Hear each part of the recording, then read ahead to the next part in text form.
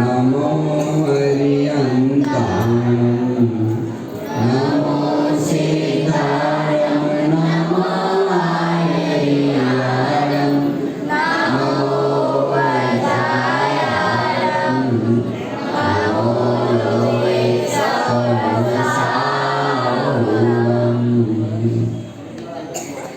नमः श्रीवर्धमानाय निर्दोषकलिलात्मने सालोकानां त्रिलोकानां यद्विद्याधरतृणायते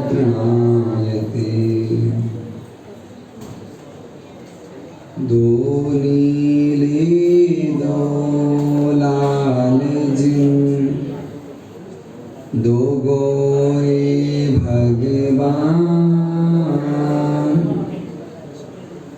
दो तीर्थंकर जी हरे 16 स्वर्ण समान जब हमें आए जगत में जगत हंसा हम रोए ऐसी करनी करे चलो आगे हंसी न होए मैं नन्हा बालक प्रभु नहीं मुझ में कुछ ज्ञान मेरे ओर में आ बसो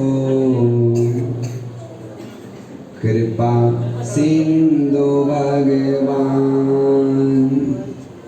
दया सिंधु भगवान 24 भगवान बोले पंच परमेष्ठी भगवान की मूल नायक 1008 परम आराध्य पदम प्रभु भगवान की देवादेव 1008 वांस पूज्य भगवान की भगवान के मोक्ष कल्याणक महोत्सव की चंपापुर सिद्ध क्षेत्र की वर्तमान शासन नायक महावीर भगवान की देवादेव 1008 अनंतनाथ भगवान की द्वादशांग जिरवाणी माता की आचार्य भगवंत विद्यासागर जी महाराज की जगत पूज्य मुनि पुंगवंदनापक समण श्री सुधार सागर जी महाराज की पूज्य गुरुवर श्री प्रतीक सागर जी महाराज की उत्तम ब्रह्मचर्य धर्म की 10 लक्षण महापर्व की उत्तम रत्नत्रय व्रत पर्व की 16 कारण महापर्व की और आज के आनंद की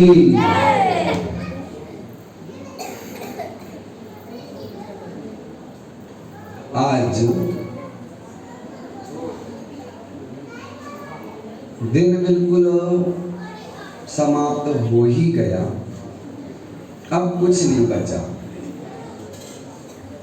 पर्युषण पर्व हम कह सकते हैं, डिक्लेयर कर सकते हैं कि लगभग क्या हो गया, पूरे हो गए। प्रवचन के बाद घोषणा कर दूंगा कि 10 लक्षण पर्व क्या हो गए, समाप्त हो गए। लेकिन इस समाप्त उनके लिए हुए जिन्होंने 10 धर्म को समझा नहीं। उस श्रावक के लिए कम नहीं हुए जिसने वास्तविकता में अपने आप को जानने के लिए 10 धर्मों में धर्म आराधना के कार्यों को किया। उसके लिए तो ये धर्म की शुरुआत हो गई। उसके लिए तो अब धर्म करने के मैटर मिल गए, विषय मिल गए कि अब वो जब दुनिया में जाएगा तो कैसे उसे रहना है जिससे कि वो कर्मों की मार से बच जाए। 9 दिवसों में क्षमा से लेकर के आकिंचन तक हमने धर्म के बारे में जाना, समझा वस्तु का स्वरूप क्या है, हमारा स्वरूप क्या है। सारी बातों को बहुत अच्छी तरीके से चिंतन किया। लेकिन मैं कहूँ 9 धर्म एक तरफ और आज का धर्म एक तरफ। दुनिया में अगर सबसे बड़ा कोई धर्म है जो हमारे लिए मोक्ष के दर्शन करा दे, हमारे लिए मोक्ष मार्ग में प्रशस्त करा दे, तो वह कौन सा धर्म है? उत्तम ब्रह्मचर्य। ब्रह्म का मतलब आत्मा। ब्रह्म का मतलब क्या होता है? आत्मा। और चर्य मतलब चरण करना, चर्या करना, उसमें चलना, लीन होना, उसी में खो जाना, उसका नाम क्या है? ब्रह्मचर्य। आचार्यों ने जब ब्रह्मचर्य धर्म की परिभाषा बताई, ब्रह्मचर्य धर्म के स्वरूप को बताया, तो भगवंत ने कह दिया कि आत्मा में रमण करने का नाम क्या है? ब्रह्मचर्य। जो आत्मा में रमण करता है वो ब्रह्मचारी है, और जो आत्मा के अलावा पर पदार्थों में अभी भी अटका हुआ है वो ब्रह्मचारी है। हम अनादि काल से केवल मृग मरीचिका के समान क्या बने हुए हैं? ब्रह्मचारी। ब्रह्मचारी नहीं, क्या बने हुए हैं? ब्रह्मचारी। बस भ्रमण कर रहे हैं, भ्रम ही भ्रम बना हुआ है। वास्तविकता में वस्तु के स्वभाव को जानने का हमने प्रयास किया ही नहीं। वास्तविकता में वस्तु का स्वरूप क्या है, इसको जानने के बारे में हमने सोचा ही। अगर मैं कहूँ कि पूरे विश्व का आज सबसे पावन पुनीत धर्म है तो वो है ब्रह्मचर्य धर्म। जीवन में जिसने ब्रह्म की साधना कर ली उसने साक्षात शिव की साधना कर ली, उसने साक्षात मोक्ष की साधना कर ली। जिसने अपने आप से बात कर ली उसने दुनिया में सबसे बड़ी बात कर ली। आज का दिन अपने से बात करने का, आज का दिन जिस मार्ग पर तीर्थंकर गए उस मार्ग पर चलने का दिन। उन्होंने कैसे मोक्ष को पाया, उन्होंने कैसे 8 कर्मों को नष्ट किया, कैसे सिद्ध शिला पर विराजमान हुए, तो रास्ता कहां से जाएगा? ब्रह्मचर्य से। धर्म का जब सार कहा आचार्यों ने, पूरे धर्म का सार कहा, तो कह दिया कि उत्तम ब्रह्मचर्य ही है जो वास्तविकता में धर्म का क्या है? सार। लेकिन भैया हम तो आत्मा से दूर भागते हैं। हमें तो सारी क्रियाएं शरीर की ही क्या लगती हैं? अच्छी लगती हैं।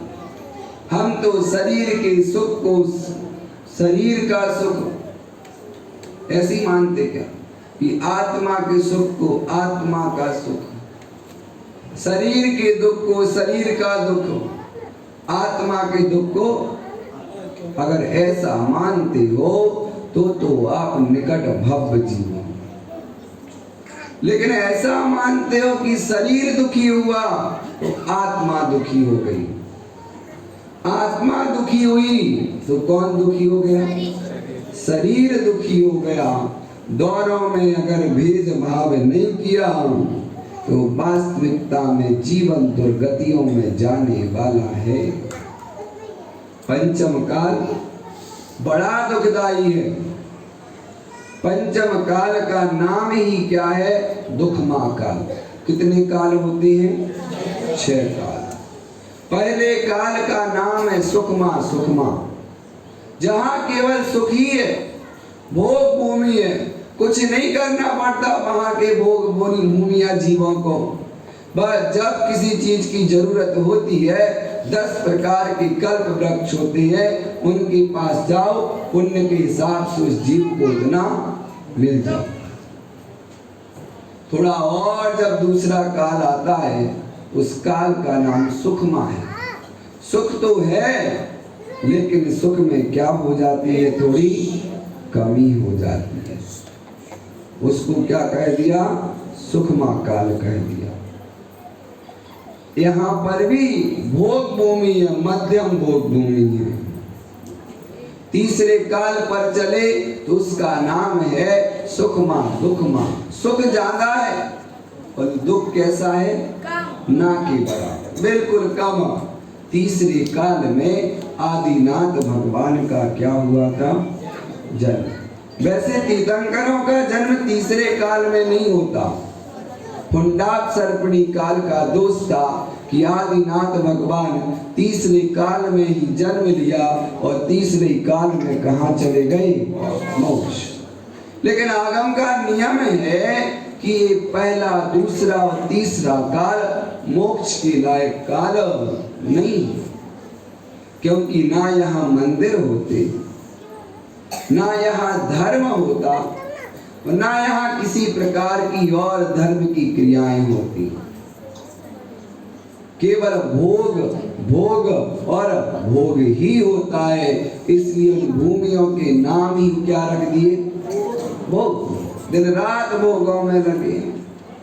लेकिन भैया उनकी कसाएं इतनी मंद होती हैं कि वो मर करके स्वर्ग जाते हैं, कभी कोई त्रेंचों में या नरकों में नहीं जाता।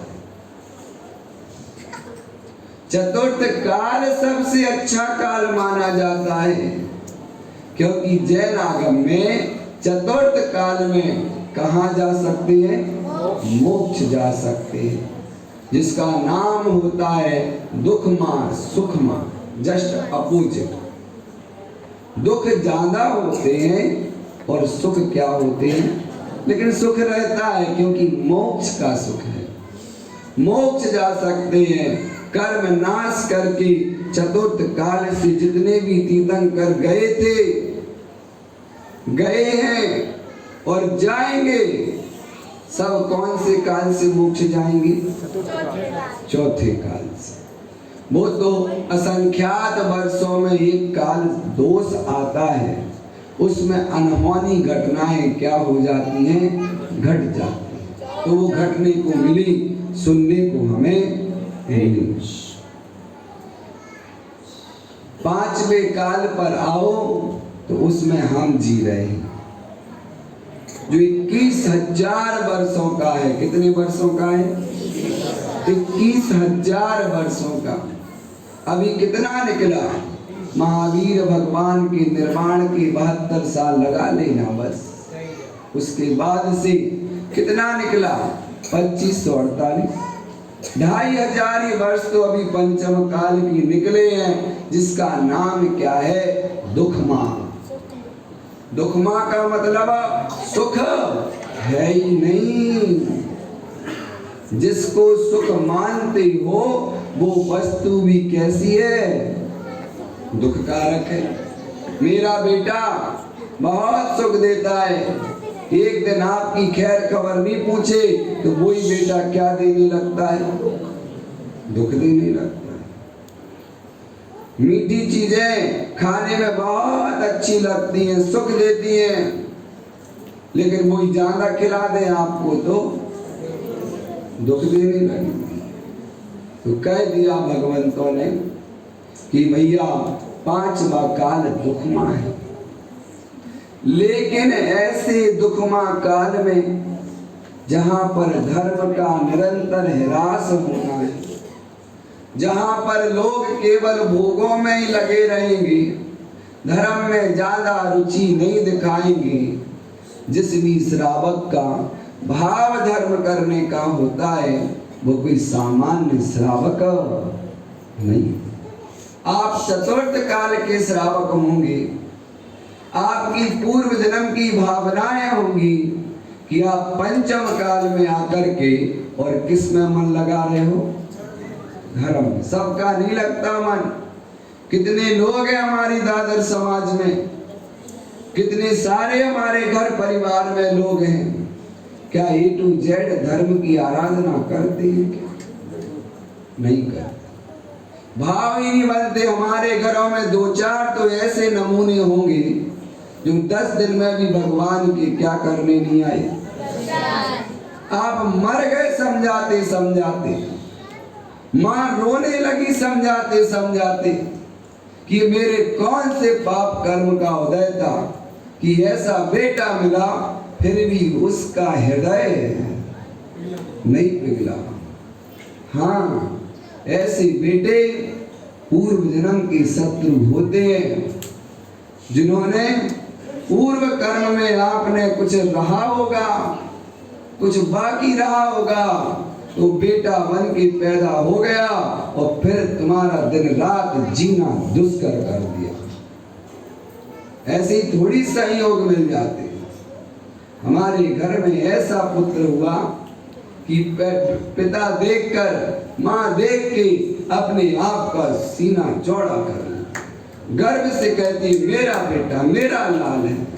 समझना जन्मों जन्मों का कोई स्नेही आया था, जन्मों जन्मों का धर्मात्मा था कि जिसको देख करके माता पिता बिल्कुल भूल जाते हैं। दूसरे से अपने बेटे के बारे में कहते हैं तो बड़वाई करते करते रुकते नहीं है, मेरा बेटा इतना अच्छा, मेरा बेटा इतना अच्छा।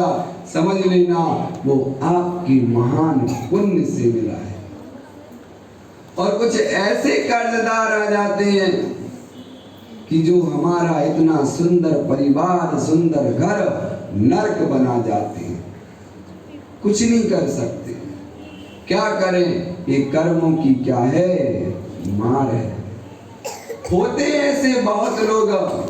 अरे अपनी तो बात छोड़ो भैया, आदिनाथ भगवान के कुल में जो साक्षात उसी भाव में मोक्ष जाना है, जिनके चाचा भैया भरत और बाहुबली तद्भव मोक्षगामी है, कौन पैदा हो गया? मरीचि जैसा जीव। किसके कुल में? आदिनाथ। उसने कहा मैं भगवान के पास नहीं जाऊंगा।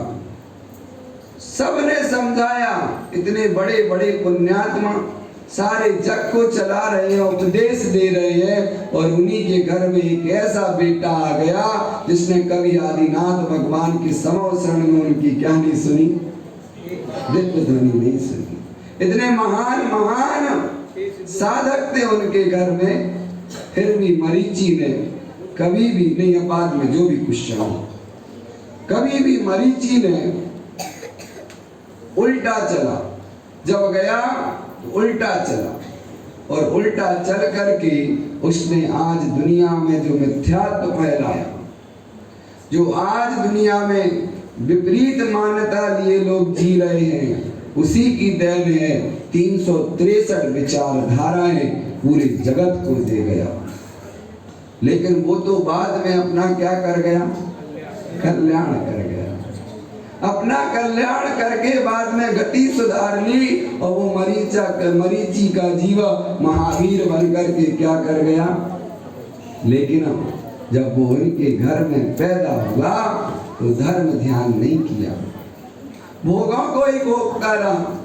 उसने ऐसे धर्म चलाए जो भोगों की प्रधानता को बताते हैं। आज हम क्या कर रहे हैं? पूजन में पढ़ते सुबह, भोगों को इतना भोगा कि खुद को ही भोग बना डाला।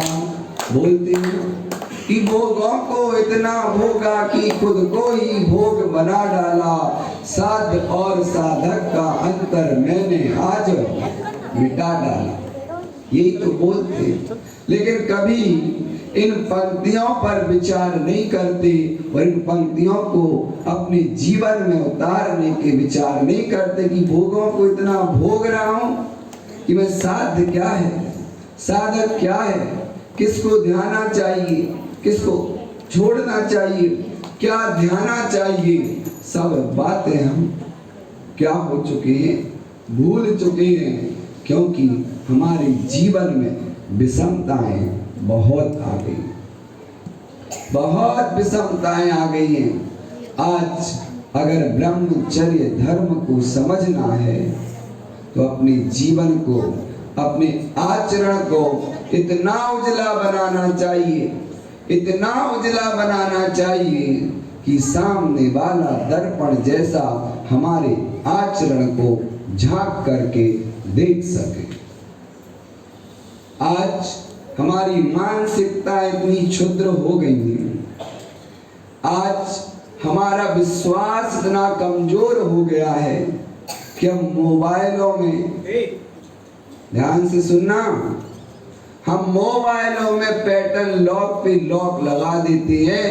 चलो दुनिया वालों के लिए लगा दिया तो लगा दिया, अपने घर पर परिवार वालों के लिए कोई लॉक की जरूरत है क्या? मोबाइल में पैटर्न की जरूरत है क्या? हम लोग मोबाइल में यह बता रहा है, अगर हम परिवार वालों को अपना मोबाइल नहीं देते हैं तो विश्वास की क्या है, कमी है।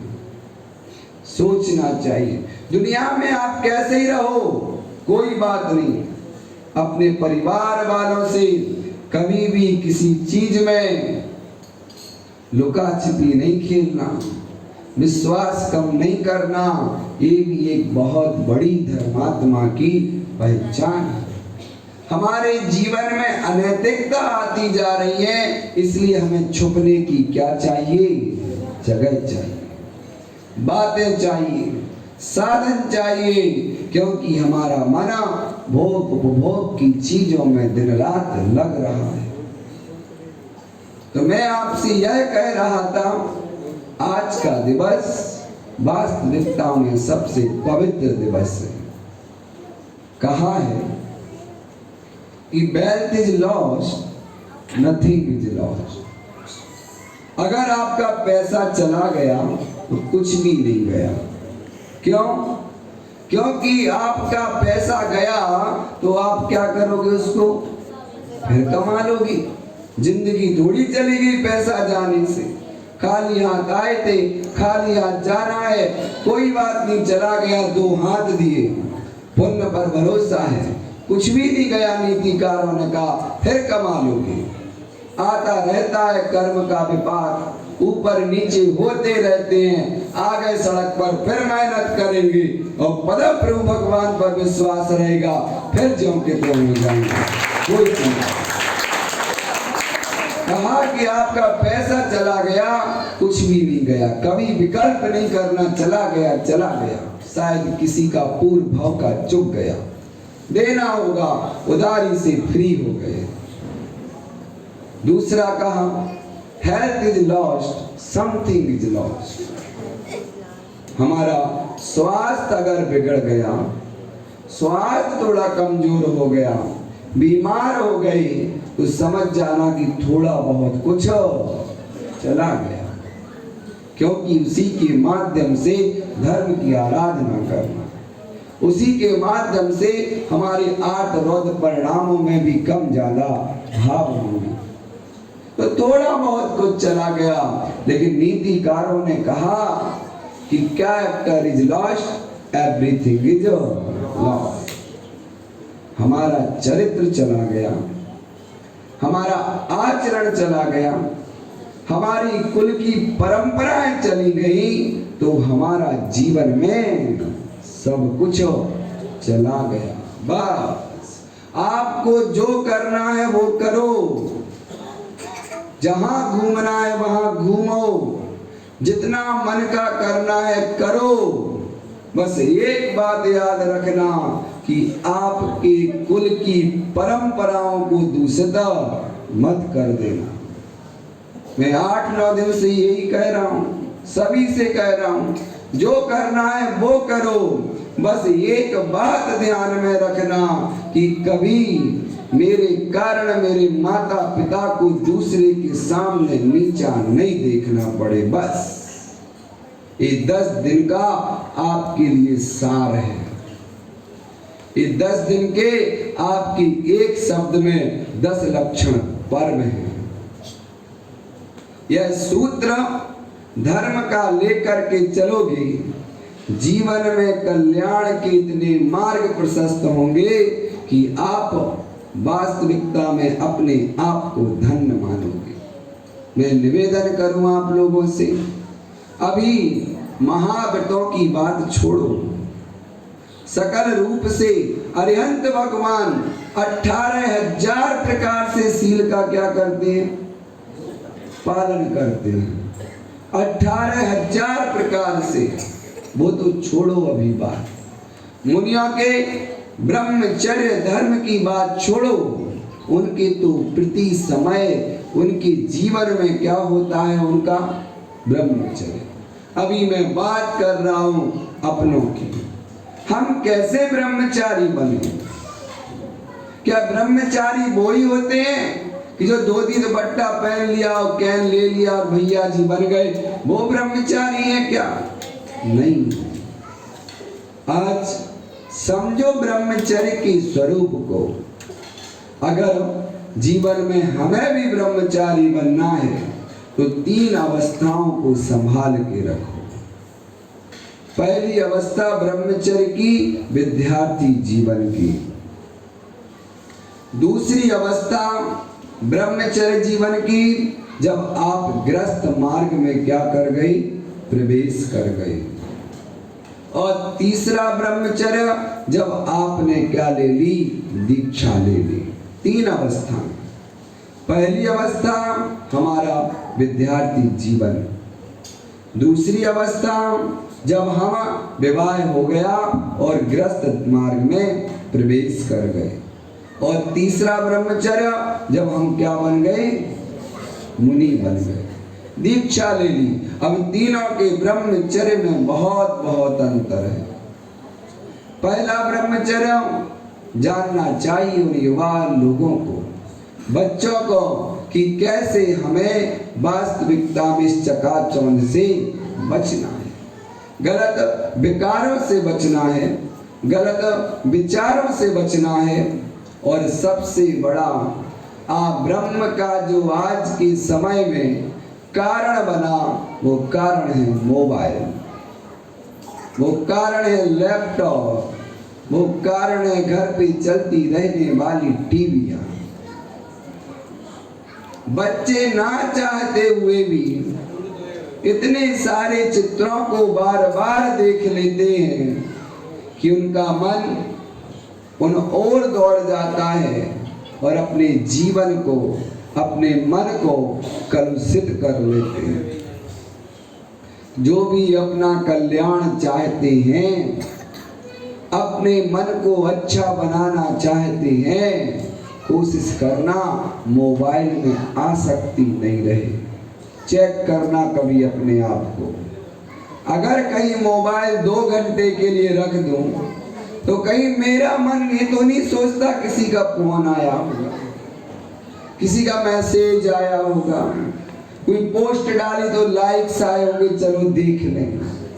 अगर बार बार वहां जाता है, आज हम उसके हैबिचुअल हो गए, उसके बिना जीवन नहीं है कई लोगों का। भोजन पानी के बिना रह जाएंगे, कोई किसके बिना नहीं रह पाते? मोबाइल के बिना।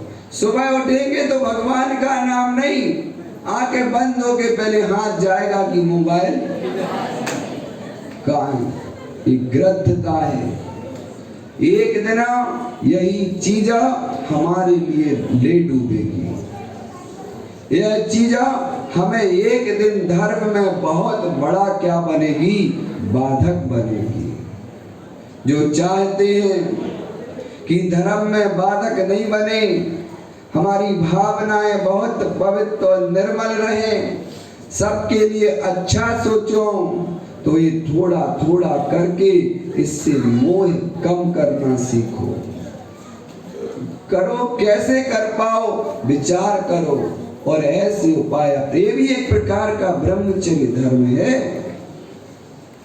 क्योंकि उसमें जो कथाएं आएंगी, बातें आएंगी, कई प्रकार की राग को बढ़ाने वाली भी होती हैं, जिनको देख के हमारा चित्त क्या हो जाता है, भटक जाता है।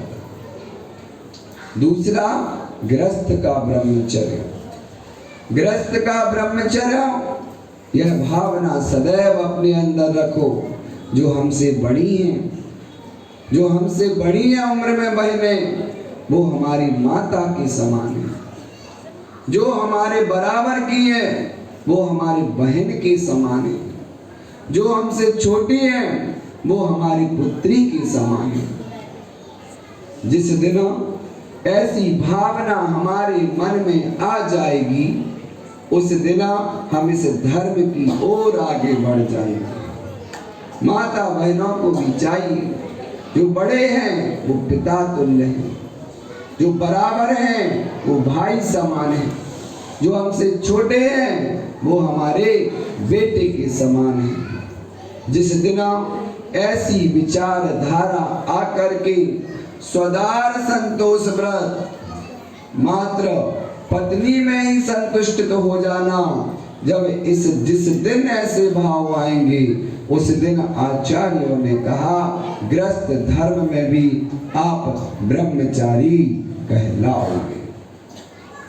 संयम बरतो। जीवन में बहुत बड़ा साधन है कि अपने आप को संयमित बनाओ, और संयमित बनाना है तो 5 बातें याद रखो। आज के दिन अगर हमें ब्रह्मचर्य का पालन करना है तो कितनी बातें याद रखो? 5 बातें। पहली बात जो मैं बोल रहा हूं हमेशा, सादा भोजन करो। हमारा चित्त ना भटके तो कोशिश करो कैसा भोजन करो? सादा भोजन, अच्छा भोजन, जीव जंतु की विराधना से रहित वाला भोजन, सिंपल लिविंग, हाई थिंकिंग। सादा सा भोजन करो अगर अपनी चित्त को नहीं भटकाना चाहते हो और कर्मों के विपाक से बचना चाहते हो। तो पहला क्या हो गया? सादा भोजन। दूसरा, सत्संगति। दूसरा क्या हो गया? सत्संगति। जब भी आपको कोई सज्जन समागम मिले तो छोड़ा मत करो। आपके नगर में महाराज आए तो ऐसी भीड़ और ज्यादा हो जाया करो, नहीं तो ऐसा होता एक दिन आए तो 100 आए, दूसरे दिन आए 180 बचे, तीसरे दिन 70 बचे। जब महाराज 10वें दिन जाने लगे तो क्या पता उन्हें अपना खुद कमंडल पीछे लेके नहीं जाना पड़ा हो। कहीं हम तो नहीं है ऐसे। सत्संगति करो। बड़े दुर्लभ है वो लोग जिनको मुनिराजों का सानिध्य मिलता है। बड़े पुण्यात्मा जीव हैं जो वास्तविकता में धर्म करते हुए और सत्संगति में अपने मन को लगाए रहते हैं। सत्संगति से आपको पता चलेगा कि हमें करना क्या है, कौन आया उसका सम्मान क्या होता है। आज बच्चों को ये नहीं पता कि महाराज जी को नमोस्तु बोलना कि आर्यका माँ को बंदामी बोलना। बहुत सारी जगह ऐसे दृष्टांत सुनने आ जाते हैं। क्यों? क्योंकि उन्होंने कभी महाराज जी नहीं देखे, उन्होंने कभी माता जी ही नहीं देखी, तो कहाँ से बोल पाएंगे। तो जब मौका आए तो परिवार के साथ जाया करो। 10 दिन हो गए, अब एक धर्म यात्रा बनाओ। हमारे बुंदेलखंड में बहुत सारी धर्म को लेके अच्छी बातें हैं। अब 10 दिन हो गए, 1-2 दिन के बाद क्षमा वाणी मना के सब लोग फैमिली टूर पर निकलते हैं। और कहाँ जाते हैं पता? शिमला, गोवा, यही जाते होंगे? नहीं जाते, जा ही नहीं सकते। जो 10 दिन इतनी पवित्र भावनाओं से धर्म करेगा, उसका अपने आप भाव एक बार तीर्थ यात्रा का जरूर होगा। इन 10 दिन की पूर्णता आगम में तभी मानी गई जब एक क्षमा वाणी के बाद सब परिवार क्या हो जाती है? तीर्थ वंदना, तीर्थ यात्रा। आप लोग भी सोचो, विचार करो और भावना बनाओ कि कल क्षमा वाणी मनाने के बाद हम फैमिली सहित या समाज सहित या परिवार सहित कहीं ना कहीं किसी एक क्षेत्र पर दर्शन को अवश्य जाएंगे। बहुत फल होता है तीर्थ यात्राओं का, ऐसे ही थोड़ी है। तो दूसरी बात मैं कह रहा था, सत्संगति। सत्संगति जीवन को बदल देती है। हमें ज्ञान होता है किसके साथ क्या सम्मान करना है। आपके घर में अतिथि आते हो, हमारा बिल्कुल जमाई जी आ गए, कुंवर साहब बोलते ना, कोई क्या सेवा भाव में कमी रखते हो क्या? अगर पहली बार कुंवर साहब आए हैं घर पर, तो बताओ उनको लेने जाओगे? कह लोगे आ जाना, लेने जाओगे। घर परिवार के जो नहीं जाते वो गलत करते, उन्हें अतिथि सम्मान नहीं आता। उन्हें वास्तविकता में एक अतिथि का क्या दर्जा होना चाहिए, उन्हें नहीं आता है ये चीज। घर में जब कोई नया संबंध बनता है तो सारा परिवार संबंध को और अच्छा बनाने के लिए जुट जाता है। मेरी तरफ से इतनी सी गलती नहीं हो जाए कि मन में सामने वाले को क्या आ जाए, विकल्प, क्योंकि वो अतिथि है, मेहमान है, भगवान से बढ़ के दर्जा दिया मेहमान को। ये ज्ञान तब होगा जब सत्संगति करोगे। महाराज आए, उनके सामने क्या बोलना, कैसे बैठना, क्या बातें करना, कब कब सत्कार करना, ये बातें तब आएंगी जब महाराज के समक्ष 2-5 मिनट बैठोगे। माता जी के पास जब बैठोगे तब पता चलेगा कि क्या क्या किया जाता है उनके लिए, हम क्या क्या उनकी सेवा के लिए कर सकते हैं, कैसा सम्मान करना, सारी बातें जानना पड़ेगी आज के दिन।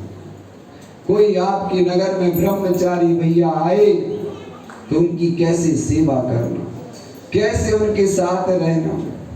कोई आपके नगर में भैया जी आए, सुन लो दादर वालों बहुत अच्छे से, हम तो अपने थे, कुछ नहीं कहा, चुप रह गए, कल जा रहा हूं कह के जाऊंगा। सुन लो सब लोग बहुत अच्छे से, जब आपके नगर में कोई 1000 किलोमीटर से दूर आ रहा है तो क्या आप 10 किलोमीटर उसको लेने के लिए नहीं जा सकते? वो सरल है, उनको अपेक्षा नहीं है, वो तो आ जाएंगे, कोई परेशानी ढूंढते हुए सारा मंदिर। लेकिन आप लोग एक अच्छी बात रखो, 4 लोग ऐसे युवा वर्ग रहे जो एक सेवा भाव में आगे रहे। अपने कामों को बांट लिया करो परिसर के, भैया जी आ रहे हैं, उनके ले जाने का लाने का जिम्मा किसका? मेरा। 4 लोगों, केवल 2 ही लोगों पे सब कुछ मत पटक दिया करो कि आप ही सब करो, बेचारे कितना करेंगे, परेशान हो जाते। 2 ही हाथ तो हैं, विक्रिया रिद्धि थोड़ी है कि 50 जगह बन जाए। सोचा करो, जब कोई आपके यहाँ 1000 किलोमीटर से आ रहा है तो आपका कर्तव्य बनता है समाज के 4 लोग जाकर के बड़े विनय के साथ 10 किलोमीटर जरूर उनको लेने के लिए जाएं। कहाँ आ रहे, किस स्टेशन पे आ रहे, क्यों आ रहे, वो कभी नहीं कहेंगे। 8 साल में आज तक किसी भैया जी ने कहा? बताओ बाबू, कोई नहीं कहेगा, 80 साल भी नहीं कहेगा। लेकिन आप हमारे हो, इसलिए मैं आपको ये बातें बता रहा हूं। आपकी आत्मीयता सामने वाले को पहले दिन ही मिलेगी, वो इतना खुश हो जाएगा कि उसके बाद जो कुछ होगा वो सब कुछ आप पर क्या कर देगा, लुटा देगा। कोशिश करेगा कि सबको और अच्छा करो। ये चीज सीख लो, नहीं आती है तो बहुत अच्छे से सीख लो। जब भी कोई महाराज आए, पता चल जाए वहां है, तो 10 किलोमीटर दूर पूरी समाज उन्हें लेने के लिए दौड़ जाए, और जब जाए तो कम से कम 1, 2, 4 किलोमीटर छोड़ने के लिए जरूर जाएं। इसका नाम अतिथि समविभाग है। घर पे कोई रिश्तेदार आए तो हम जा नहीं सकते, कोई बात नहीं, वो आ गया, लेकिन जब वो जाए तो गेट तक छोड़ने सारा परिवार आए। इसका नाम अतिथि समविभाग है। फिर देखना, आप उसके घर जाके पहुंचना, वो भी आपकी सेवा में कोई कमी नहीं रखेगा। और आप कहोगे आ जाना, तो वो भी कहेगा आ जाना। बिल्कुल विचार करना, सोचना इन बातों को। जब भी आपके घर में कोई आता है तो आप उसे कभी खाली विदा नहीं करते। सोचा करो इन चीजों को।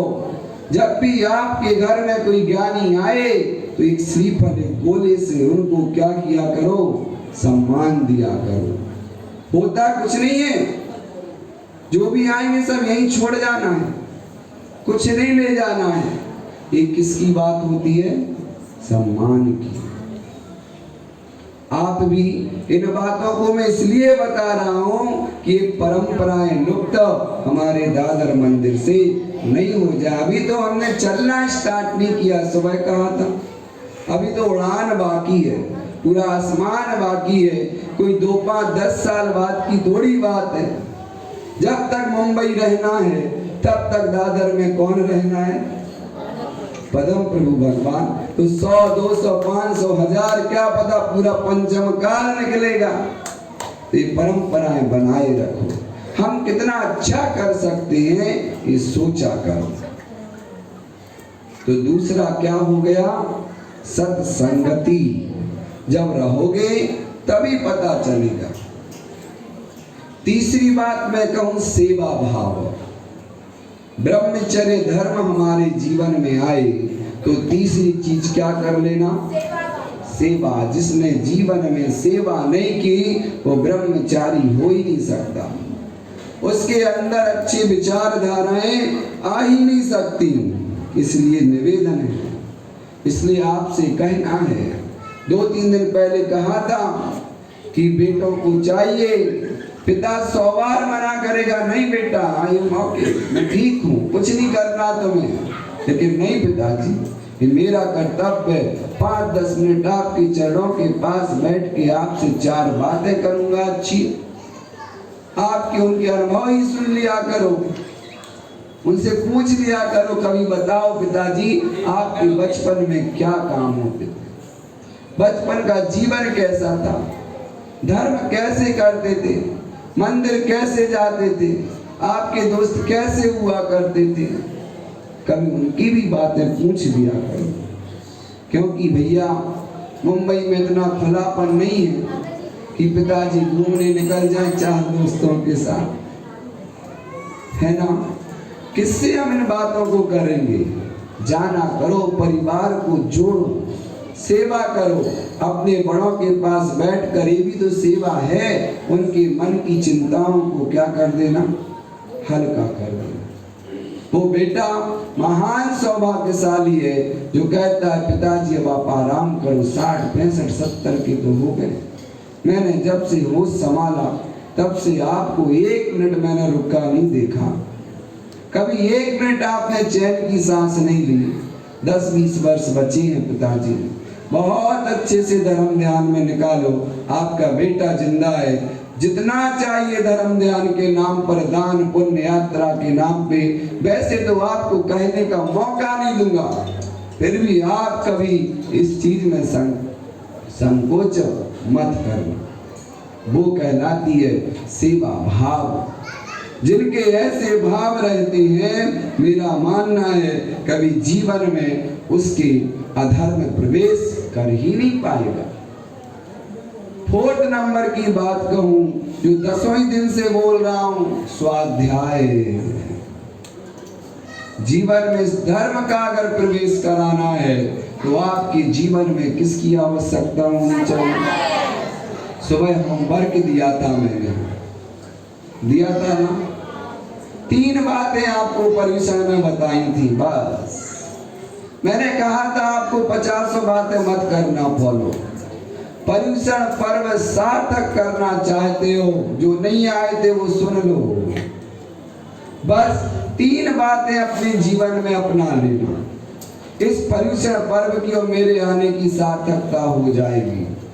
पहली बात क्या बताई थी, भूल गए? हाँ, पहली बात मैंने आपको बताई थी, जब भी आपकी थाली में भोजन आए तो टूट मत पड़ना,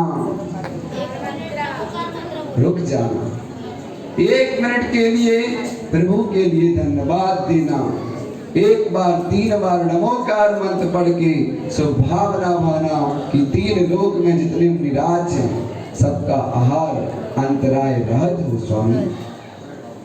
एक काम ये कर लो 1 साल, देखना कितना अच्छा आपको लाभ मिलता है। दूसरा काम मैंने क्या कहा था? हाँ, दूसरी बात मैंने कहा था कि 7 दिन में 1 दिन तो कम से कम अपने बच्चों को जब छुट्टी हो तो कहाँ लाना? मैं उन्हें दादाजी से, पिताजी से कहता हूं कि जब वो अपनी वसीयत बनाएं तो लिख दें उसमें एक और पॉइंट कि जो मेरा बेटा भगवान का डेली अभिषेक करेगा उसी को मेरी क्या जानी चाहिए? बिल्कुल लिख दो। ऐसा क्यों नहीं बनाते? बनाओ ना, क्या परेशानी है? वकील को आके कह दो कि जो मेरा बेटा मेरी बात माने या ना माने, लेकिन अगर वो भगवान के डेली अभिषेक करता है तो वो ही मेरी संपत्ति का क्या है? हकदार है। विचार करना, सोचना।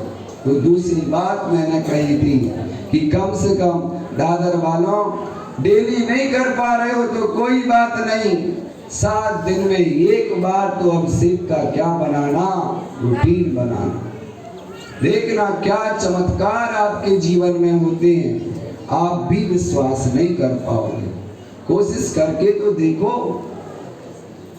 और तीसरी बात मैंने क्या कही थी? हाँ, और इसमें मैंने साथ में एक बात और जोड़ी थी कि कभी अपने माता पिता को पलट के क्या नहीं देना। और तीसरी बात मैंने कही थी आपसे, कुछ करो या ना करो 24 घंटे में जरूरी नहीं आप मंदिर में स्वाध्याय करो, आप 5-10 मिनट का एक नियम लो, एक रूटीन बनाओ नियमित। ऐसा नहीं कि 7 दिन में 1 घंटा कर लेंगे, नहीं, डेली करना है। बात अलग है, अंतराय आ जाए, शुद्धि आ जाए, हम नहीं कर पाए, बाहर चले जाए, वो बात अलग है। लेकिन सब सुविधाएं तो आप जरूर 5-10 मिनट किसमें लगाओ? स्वाध्याय में लगाओ, जिससे मैं एक आदर्श प्रस्तुत कर सकूं कि 1 साल में इतने स्वाध्याय हो गए कि कुछ भी पूछ लो, 6 डाला, स्टोव दे, द्रव्य संग्रह, सब कुछ आता है। तो 5-10 मिनट अपना स्वाध्याय में क्या लगाओ? चित्त लगाओ। ये 3 बातें मैं होमवर्क दे के जा रहा हूं और अगले साल इन 3 बातों को फॉलो करते हुए अपने जीवन को विचार करना कि कितना पवित्र और कितना अच्छा जीवन मिला। तो 4 नंबर का मतलब है स्वाध्याय। और अंतिम 5वीं बात सादगी। कैसे रहना भैया? सादगी। वो रहते हो, आपके पास है, कहने की जरूरत नहीं है, लेकिन और कैसे हम इस चीज को अच्छा बना सकते हैं, सोचो। ऐसे 5 सकार पांच बातें जो हमें किस मार्ग में लगा देंगी? सच्ची नैतिकता के आचरण के मार्ग में लगा देंगी। हमें विश्वास है कि इन 5 बातों को अपने जीवन में अपना करके और उत्तम ब्रह्मचर्य धर्म की साधना में लग जाएंगे। 10 दिन तक हमने जो सीखा, हमने जो जाना, आपको 10 दिन सुबह शाम जो स्वाध्याय मिला, प्रवचन मिली, उसमें मैंने सैकड़ों बातें बताई। मैं नहीं कह रहा हूं कि आप सैकड़ों सारी की सारी अपना लो, उसमें से एक बात भी आपको अच्छी लगी हो, उस बात को विचार करके और साल भर उस बात को अपनाने के लिए आप दृढ़ संकल्पित हो जाना। मैं मानता हूं कि इस वर्ष का हमारा परीक्षण पर्व क्या हो जाएगा? सफल हो जाएगा। बस इतना ही सा काम करना है, कोई एक बात अपना लो, उस पर दृढ़ संकल्पित हो जाओ और बस उसको जीवन में अपना एक रूटीन बना लो और बस उसी कार्य को करते रहो जीवन में, उससे ही हमारा कल्याण हो जाएगा। इन 10 दिनों में बहुत सारी बातें हुई। या बंद कर दो भैया, हो गया ये तो बस 10 दिनों